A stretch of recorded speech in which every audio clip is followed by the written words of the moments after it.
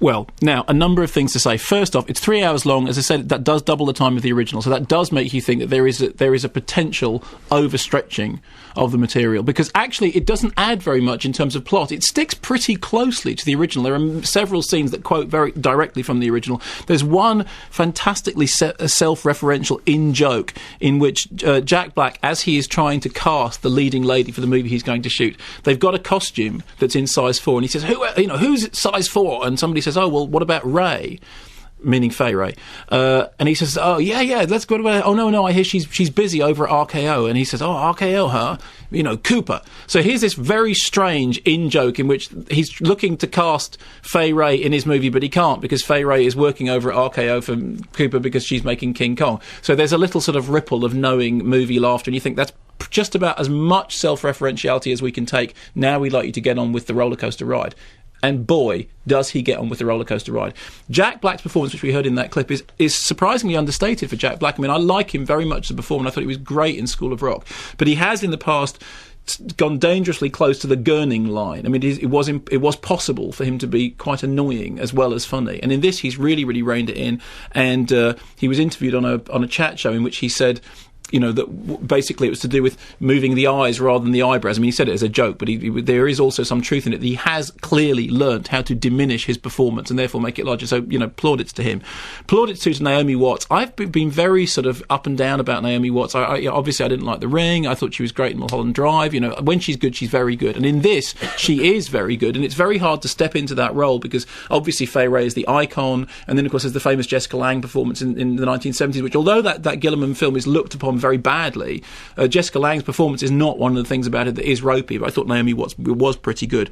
The first half of the movie, you start off with the stuff in the period setting New York because it is a period set movie, and the evocation of New York is absolutely brilliant, particularly since it's all filmed out in New Zealand anyway, and there isn't a street of New York in it. It's a set and then CGI, and it's beautiful. There's not enough attention paid to just how good those early New York scenes are. The sense of the colour shading, the sense of architecture, the sense of play is really, really beautifully done. Then they get on the boat, and we know, we're off for an adventure.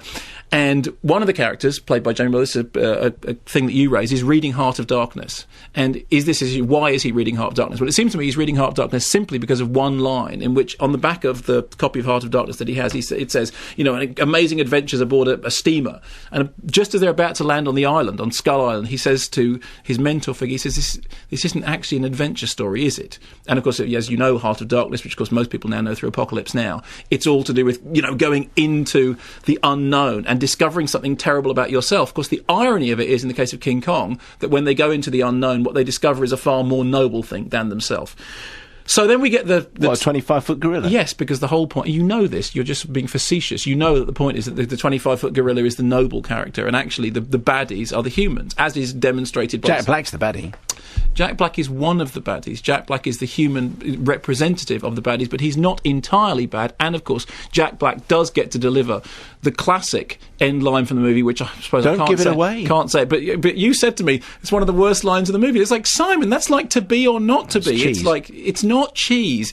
You can't make King Kong without that line. It's cheese. There should be a law against it. Would you like cheese with that, sir? I think Jack Black manages to get away with it very well. Now, the dinosaur wrestling and all that sort of stuff. Personally, I think from a narrative level, if you're going to lose stuff, that's where you lose it. Because it is very little more than just spectacular adventure, because there's dinosaurs, there's incredible gribblies, there's bugs, there's huge, really, really foul worms doing nasty things to a bunch of people, including Andy Serkis. What a way to go. As Lumpy the Cook. And you referred to this when he was in before, and I didn't understand because I hadn't seen the movie, but now I understand what you meant when you said the last time I saw you were diving down a hole, being pursued by a worm. Not pursued by a worm, indeed, actually, pulled by the worm. It's not giving it too much away, but he dies. He dies, yes, he does. No, we're not giving anything away there. The BBFC rating points out that it contains moderate violence, frightening elements, and frequent peril. Can I just say that is a kind version of what happens during the gribbly spider stuff? Mm-hmm. I mean, I thought it wasn't mildly perilous, and it wasn't moderately frightening. It was...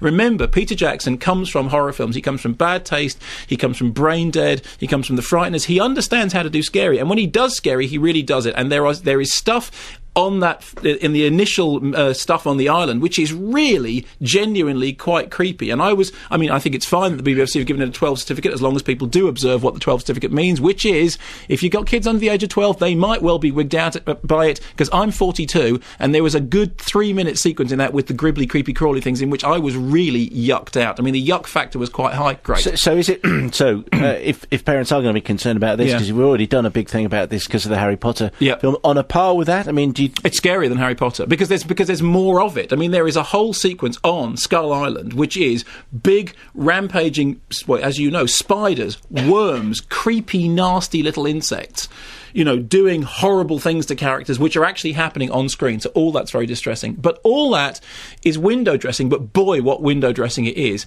until we get to the actual proper meat of the story, which is Kong's relationship with the Naomi Watts character. And it is here that the movie takes flight. And yes, it is true that there's a certain amount of spectacular padding up until that point, which some people might not like. Personally, I thought I was just getting my money's worth, because boy, it was spectacular. But when you get to Kong and the Naomi Watts character together, suddenly you realise that this is where the real heart of the movie lies, and it's almost as if everything else falls away. King Kong is a CGI rendered character, motion capture, performed by Andy Serkis. He went out and studied gorillas in Rwanda, and then, as he explained last week. Zoo. Yeah, exactly. And he learned to do all their vocalisations. And I know sometimes it sounds like movie jiggery-pokery, but the fact of the matter is, he's the star of the film. His performance is the star of the film. I know it's a computer graphic ape. His performance is what gives it heart, because it's absolutely wonderful. Every minute that he is on screen, and there are some times when he's clearly not doing some of the fight sequences, as we said before, those are special effects things, those are not specifically to do with Serkis' performance. All the stuff with the apes, with its face, with its body movements, all the stuff that is actually to do with the ape's character is all generated by Serkis, and, give him an Oscar now. I don't care what the arguments are. And I say this, there's no one more zealous than a convert. As we remember, I was the person who said, motion capture, that's not acting, that's just standing in. And wrong. He is absolutely fantastic. The best scene in the movie is a sequence in which Kong and Naomi Watts are first together, and in order to survive, she has to entertain him. And she starts doing this kind of, her vaudeville act, her burlesque act.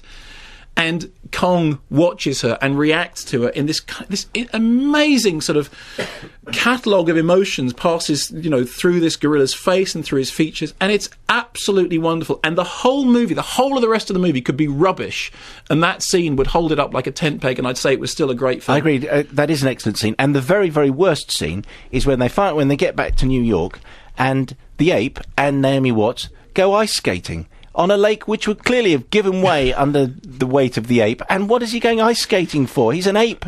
Well, no. Sorry. Skip the lake. Move straight to the Empire State Building. The lake is a slight problem, although by that point I was in such sort of heaps and paroxysms of tears that I didn't care. I mean, yes, it's true, you look at the thing, you think, A, he would have sunk the boat if they'd managed to get him on it, and B, why isn't the ice cracking? But my heart by that point had melted so far that I didn't care. I mean, frankly, if he'd gone roller skating, I would have forgiven him for it. And then we get to the Empire State Building, and it's as spectacular as you like, and it's as moving as you like, and everyone knows how King Kong ends. In case they don't, I won't say it, but for heaven's sake, it's King Kong. It's like Sixth Sense, Ghost, Crying Game. I think we've done all that stuff.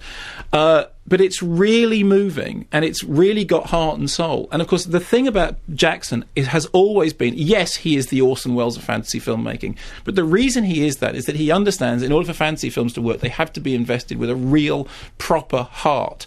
It's not just about the visuals, it's not just about the flash. It is about those things, because don't forget, King Kong was an exploitation movie. King Kong was a monster movie. And one of the things I like about Jackson's version is he doesn't forget that. It's like, you got 20 minutes, fine. You want to see two Tyrannosaurus Rex beating the hell out of each other? Well, here we go. And boy, duck and cover. And that scene, and I know this is one of the ones that Andy Serkis wasn't involved with, but when Kong has got Naomi Watts in one hand and beats 3 T-Rexes with the other. Yeah, you go. As distractions go, at the end of it, I did think, yes, it's been a long ride, but I never felt like I got less than my money's worth. And I did leave thinking, Serkis, you're a genius, and I loved that. I loved King Kong enough that the bits when Kong wasn't the centre of attention didn't bother me.